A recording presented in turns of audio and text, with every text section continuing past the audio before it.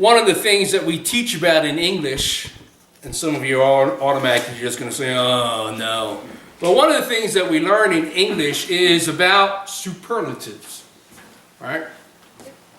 Superlatives are the idea of knowing, how do we go from one to something better? So we have nice, nicer, and then the nicest, right?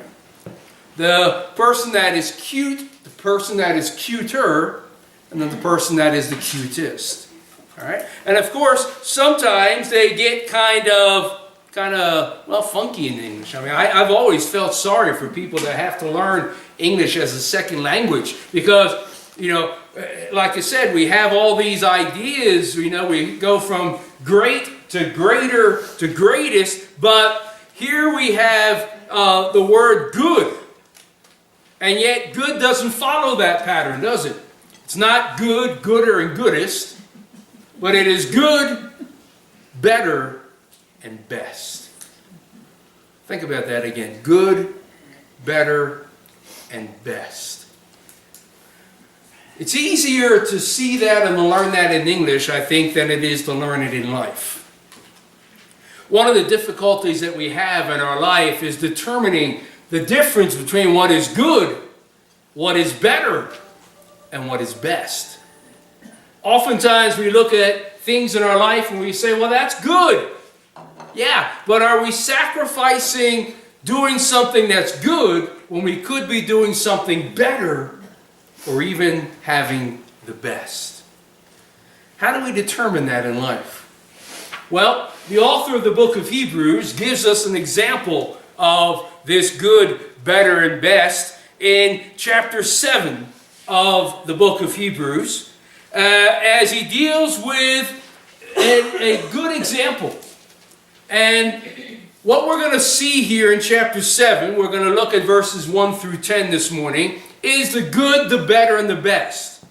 Talking about the priesthood. Now you might again say, well, we're not Jews, we don't really abide by the priesthood, so what does that matter to me? But again, keep in mind that this church that this author is writing to was made up of primarily Jewish believers. A small house church in Rome that was facing trials and tribulations and wondering if they should go back to the old way or not. If things really were easier before. And so they knew full well that they had something good in the Levitical priesthood. That they had no question. This is good. But now the author of Hebrews wants to show them that while the Levitical priesthood was good, there's something better. And we don't even have to settle for what's better. We can have what's best. Turn with me again to Hebrews chapter 7. As we examine verses 1 through 10 of this chapter and understand the good, the better, and the best. Now before we read this together, let me just tell you what the equation is. The good, as we've already said, is the Levitical priesthood. The better is the priesthood of Melchizedek. But the best is the priesthood of Christ. So, here the author is going to not talk about the good Levitical priesthood, but he's going to jump right into the better Melchizedek priesthood, and then he's just going to give us a glimpse of the best Christ priesthood. Hebrews 7, beginning of verse 1. For this Melchizedek, king of Salem, priest of the Most High God, met Abraham returning from the slaughter of the kings, and he blessed him. And to him, Abraham apportioned the tenth of everything. He is first, by translation of his name, King of Righteousness. And then he is also the King of Salem, that is, the King of Peace. He is without father or mother or genealogy, having neither beginning of days nor end of life, but resembling the Son of God, he continues a priest forever. Now see how great this man was, to whom Abraham, the patriarch, gave a tenth of the spoils. And those descendants of Levi who receive the priestly office have a commandment in the law to take tithes from the people, that is, from their brothers, though these are also descended from Abraham. But this man, who does not have his descent from them, received tithes from Abraham and blessed him who had the promises. It is beyond dispute that the inferior is blessed by the superior. In the one case, tithes are received by mortal men, but in the other case, by one of whom it is testified that he lives.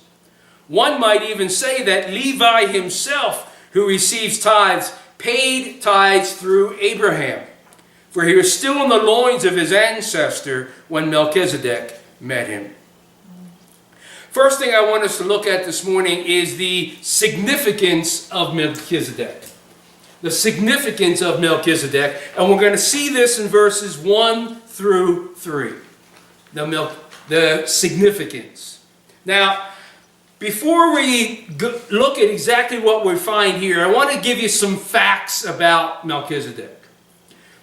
I want you to understand how interesting and unusual is the passage that we have before us today. Why? Well, because we have to go all the way back to Genesis. Genesis chapter 14 to find the story of Abraham and Melchizedek. Now here's what happened. Let me remind you of the story. Abraham's nephew, Lot, had gotten into trouble because he had decided to go and live, actually not near, but moving into the city of Sodom. These 4 Canaanite kings decided to attack Sodom. And they did, and they took off the spoil, and they took off captives. One of those captives was Abraham's nephew, Lot. Abraham put together an army from amongst his own servants. 318 fighting men Abraham had amongst his servants. That tells us how wealthy Abraham really was. I mean, he had 318 men between the ages of 15 and 30 that could fight. Not counting how many women and children and those older and younger that he had. But Abraham goes out and he pursues these Canaanite kings, and he catches up to them, and in a night raid, he attacks them and he defeats them. And not only does he defeat them, but he gets all of the spoils, and he rescues Lot as well. One book that I was reading this past week made a picture of that by something that happened many, many years later. I can't remember the exact date, but some of you might remember what was called the raid on Entebbe, where there were some hijackers that took some 113 people hostage on this plane, and they went to the place of Entebbe where they held them there for 7 days. Jewish commando force went in the middle of the night and attacked them, and were able to rescue 110 out of the 113 hostages and destroy all of the hijackers. I'm not sure if that's the same thing as what Abraham did, but it's pretty close. As Abraham is on his way back home, he travels through what will become known as the city of Jerusalem. As he's going through there with all of his army and all of these people that he's taking captive, out comes a man who is a priest, a man of the Most High God named Melchizedek. And he brings bread and wine to Abraham, and he gives it to them, and then he blesses Abraham, and Abraham gives him a tenth of everything. Tenth of everything he has. Now, all of that I've told you is found in just a few short verses in Genesis chapter 14. We hear nothing about Melchizedek again until the book of Psalms. Psalm 110 talks about the priesthood of Melchizedek and how God is going to send one who is greater than Melchizedek. And then, nothing. We hear nothing about Melchizedek in any of the historical books, any of the prophetical books. We hear nothing about him in the Gospels. Jesus never mentions him. We hear nothing about him in the letters of Paul. And it is not until Hebrews now that we come back and we're talking about Melchizedek again. Now, you've got to understand how unusual that is. Some people have wondered if maybe the author of the book of Hebrews, whoever that may be, was able by the power of God to look and to connect and to say, hey, this fits together. I just got to tell you how this fits together. And it does fit together perfectly. Notice now verses 1 through 3, the foreshadowing of Melchizedek. The foreshadowing of Melchizedek. You say, well, what does that mean? The word foreshadow means a picture, a glimpse. But a foreshadowing is never complete. Okay? And it's never exact. To give you an example, for you and I, a postcard is a type of foreshadowing. Now, you get this postcard in the mail that, somebody sent to you, and they probably write something, disturbing on there like, hey, this is great, wish you were here. And I say that's disturbing because, it's kind of like rubbing it in, right? Hey, I'm here having a great time. Sorry, you're not. But we get this beautiful picture, and it's just a picture. When I went to Alaska a couple months ago, my children and Courtney asked me to take some pictures. So I did. I'm not much of a picture taker. And, and I could show you those pictures, but, and they're beautiful, and it's amazing, but it's really not that great. You say, why? Well, because, some of the pictures I was taking as I was driving 70 miles an hour down the road, so they didn't come out that great. Because, again, I don't stop, okay? But, having a phone that'll do that made it easy. But, it had to be a straight stretch of road. And they're beautiful, but it's nothing compared to being there. Melchizedek is a beautiful picture of what? Of Christ himself. Notice, take a look at verse 1. For Melchizedek, king of Salem, priest of the Most High God. Verse 1 tells us his credentials. Who was this guy? Well, his name was Melchizedek. He was the king of Salem and the priest of the Most High God. He is both king and priest at the same time. Now, that's unusual. And you see, it was good that there was the Levitical Aaronic priesthood. But they could only be priests. They could never be priests and king. And nobody could. And the kings that God had instituted in the tribe of Judah down south, none of them could be priests. So here we have an individual in Melchizedek who is both a king and a priest, holding credentials that nobody else ever had until Jesus Christ. Notice his character here. We're told here in verse 2, and to him Abraham apportioned the tenth of everything. Then he says, he is first, Melchizedek that is, he is first by translation of his name, the King of Righteousness. As you look at the name Melchizedek, the Hebrew word for righteousness is a form of that to the seknu. And so Melchizedek is very first the man of righteousness, the king of righteousness. So the very character of Melchizedek is to be a man of righteousness. He is a righteous man. But notice it goes farther than that, he tells us. He is also the king of Salem. Salem is a derivative of the Hebrew word shalom, which means peace. So he is not only the king of righteousness, he's also the king of peace.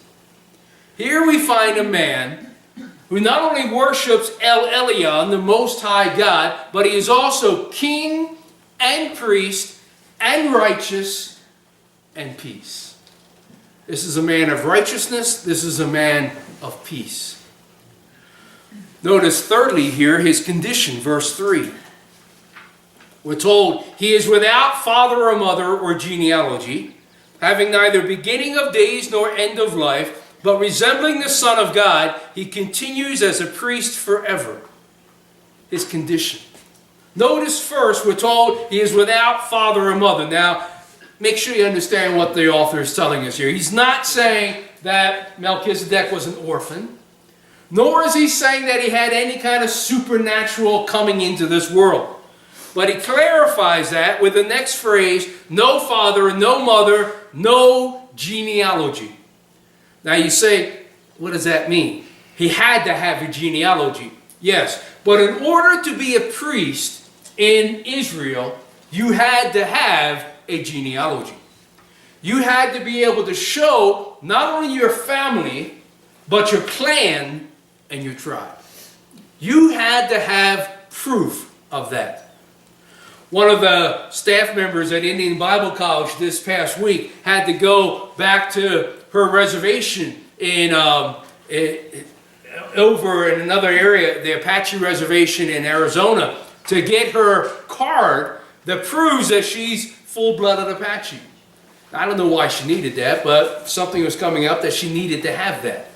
Well, that's what the Jews had to have. You had to be a full-blooded Levite in order to serve as priest. So you had to have that genealogy. You had to have that in your lineage. Melchizedek, we're told, however, he became a priest not because of any genealogy. God appointed him as priest. Not because he could trace it back to his mother or his father or his grandparents, but he is a priest because God chose him and made him that priest. Notice, not only does it say he has no genealogy, but having neither beginning of days nor end of life. Now again, you might look at that and say, wait a minute, who is this guy? I've even had some people over the years tell me that they believe Melchizedek wasn't really a person at all, but was either a theophany, a pre-incarnate manifestation of Christ, or it was an angel. Now I got to tell you, I don't think that's true, because that destroys everything that Hebrews is telling us here. You say, well, so what does it mean? No beginning of days nor end. Well, quite frankly, again, the Levites had term limits. Okay? For lack of a better word, they had term limits. They could not begin serving as a priest until they were 30 years old. So they might be completely and totally qualified. They might have the genealogy and the lineage. In fact, it might even go back to Aaron himself. But it didn't matter until they were 30 years old. And then they could only serve for 30 years. So they couldn't serve until they were 30. And then they could only serve for 30 years. They had term limits. So their priesthood was limited. Melchizedek, because it's not based upon genealogy, but because he's appointed by God, has no beginning and has no end. He is a priest forever, is what we're being told here. And then notice, verse 3 also says, resembling the Son of God. In other words, he is a priest that pictures Christ. So the author here tells us right away that the significance of Melchizedek, what's so important about him, is that he is a picture, a foreshadowing of Christ himself. So the Levitical priesthood, good. Melchizedek, better. Well, verses 4 through 10 now take us to the superiority of Melchizedek. We saw his significance. Now we're going to notice his superiority. Now I want you to understand something. I don't believe in coincidences. And I don't believe in luck.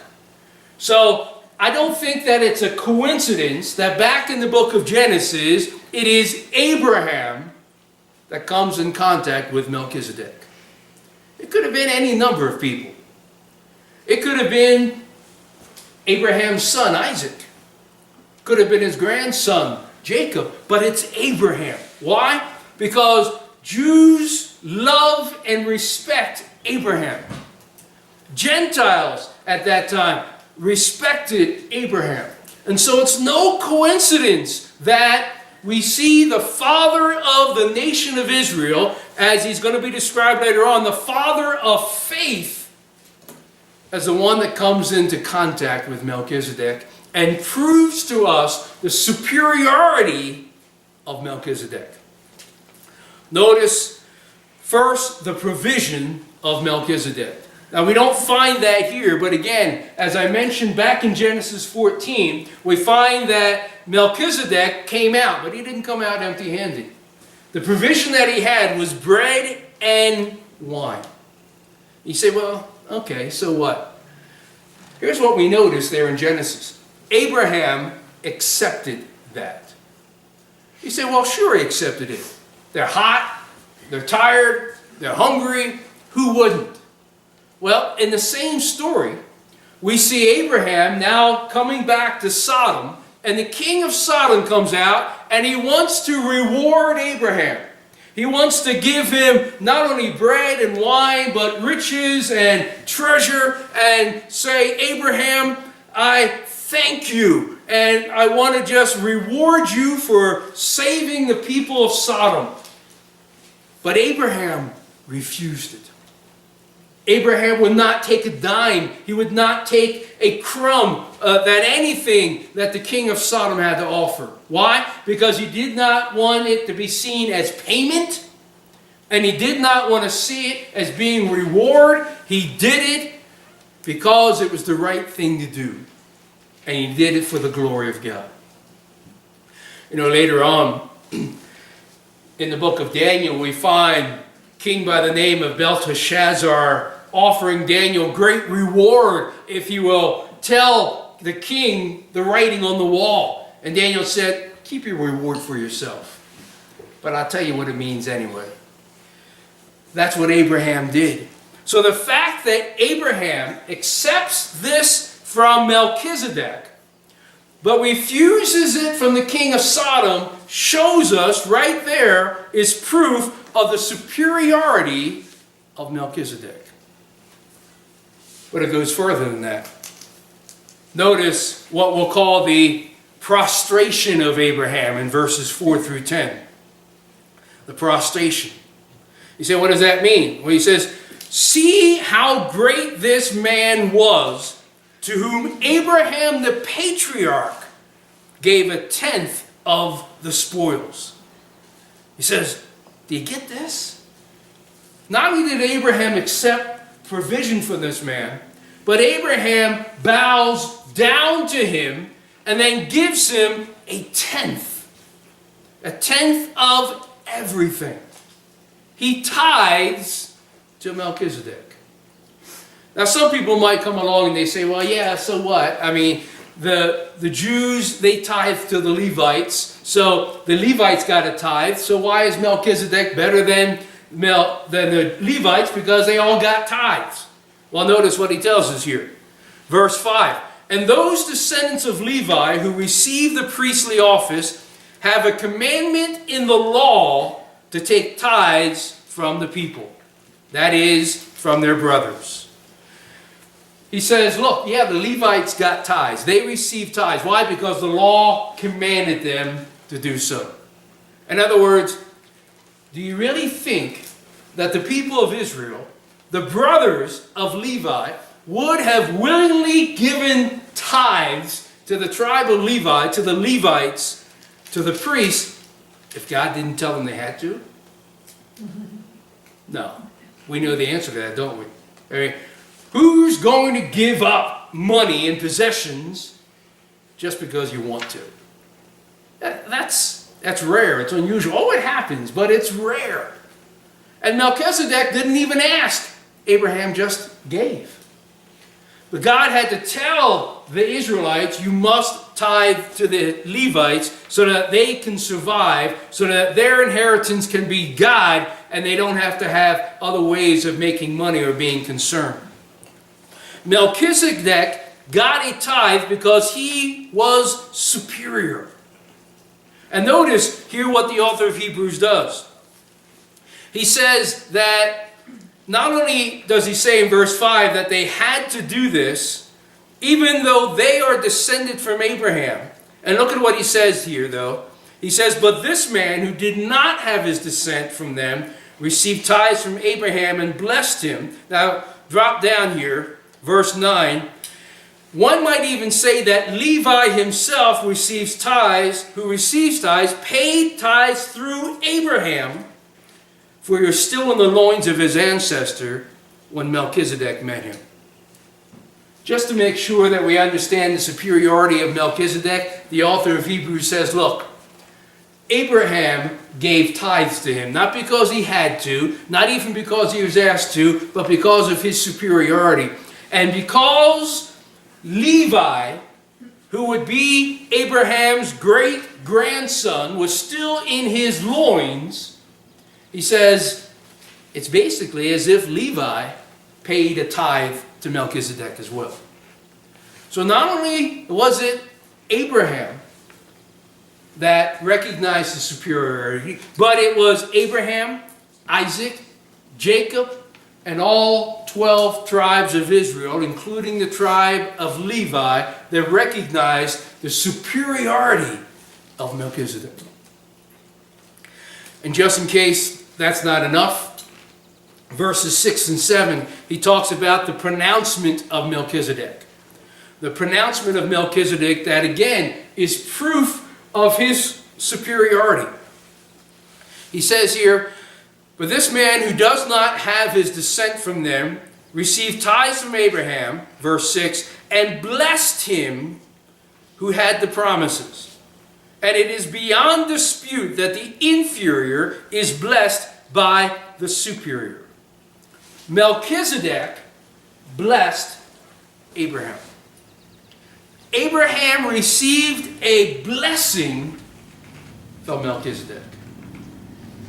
And notice what the author of Hebrews tells us quite clearly here in verse 8 or verse 7. It's beyond dispute that the inferior is blessed by the superior. And notice how he describes Abraham here in verse 6, at the end of verse 6. And from Abraham, and blessed him who had the promises. He says, look guys, Abraham's respected. Why? Because Abraham deserves that respect.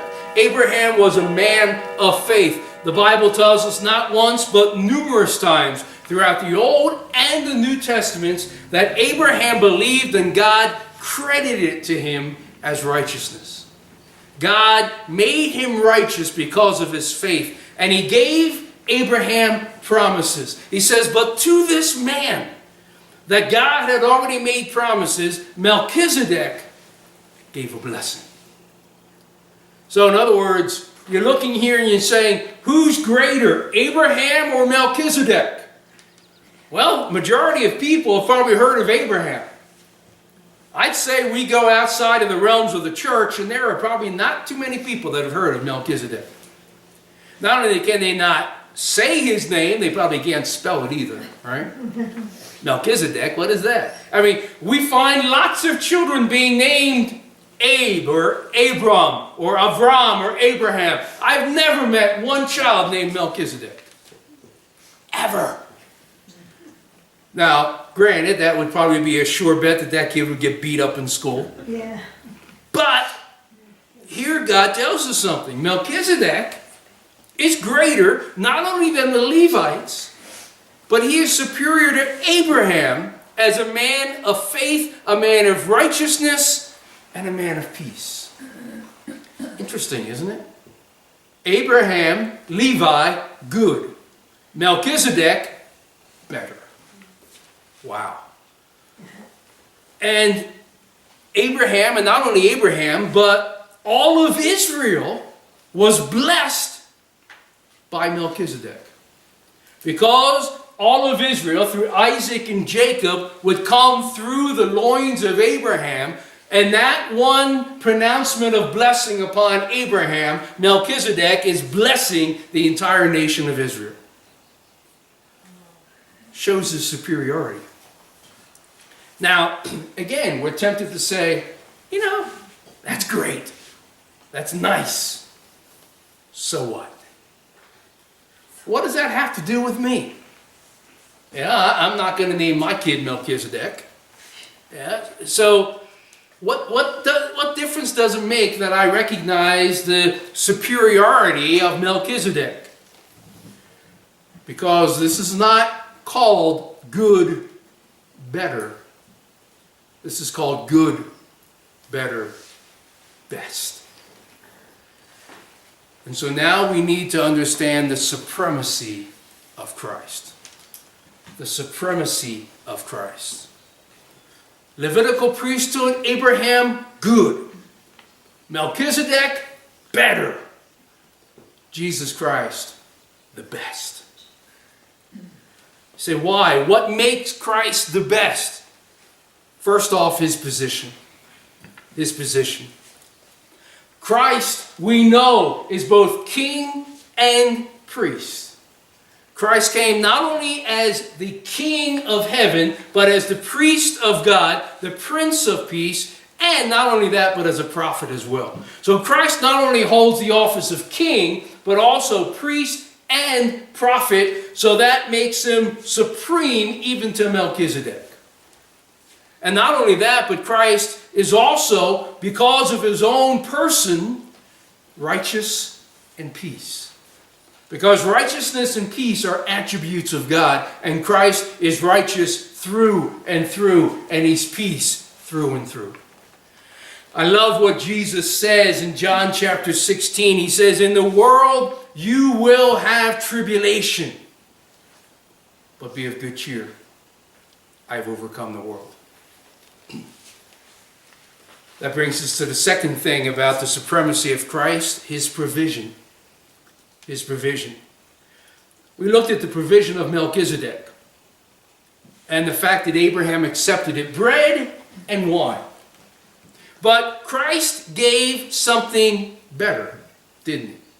The provision of Christ is even better because Jesus not only says, in the world will you have tribulation, but be of good cheer because I've overcome the world. But later on he says, my peace I leave with you. Not as the world gives do I give, but my peace. Christ not only provides righteousness and peace, but he does better than that. He gives himself. He gives himself. In John chapter 6, Jesus said, unless you eat of my body and drink of my blood, you'll have nothing to do with me. Many people walked away because they thought somehow Jesus was talking about cannibalism. Well, no, he was saying that my body is the blood, is the bread. My blood is the cup. And at the Last Supper, Jesus confirmed that, didn't he? He took that piece of bread and he said, this bread is my body, broken for you. He took that cup and he said, this cup is the new contract in my blood shed for you. So Jesus didn't just give bread and wine, he gave himself. He gave the ultimate. He doesn't just provide stuff, he provides self. And the self of Jesus is better than all the stuff in the world. I hope you realize that. That's why Christ is best. That's why Christ is supreme. Because Jesus tells us that his grace is sufficient for us. Paul had a thorn in the flesh and he prayed that it would go away. And you get the idea that what Paul is saying here is what many of us say from time to time. Well, Lord, if only I had this. God, if only this was eliminated. And God says, I am enough. I am enough. Christ not only gave us stuff, he gave us himself. And he is more than enough. Notice his proclamation. Abraham received a proclamation from Melchizedek giving him a blessing. Jesus did better than that.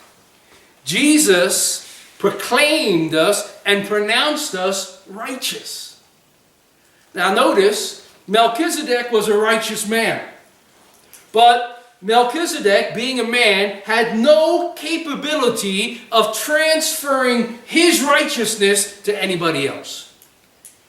If Abraham had not been righteous because of his faith, Melchizedek would have had absolutely, positively no capability of making Abraham righteous. But that's what Christ did. He not only took away our sins, but he took his righteousness and he made us righteous. So that the proclamation of Christ is better than the proclamation of Melchizedek, because Melchizedek could only say what was. Jesus could say that it was because he made it so. He proclaims us to be righteous because he's made us righteous. Melchizedek didn't have that power. The Levites didn't have that power. Now you say, well, wait a minute. The Levites had the power to proclaim that somebody was clean. That's true.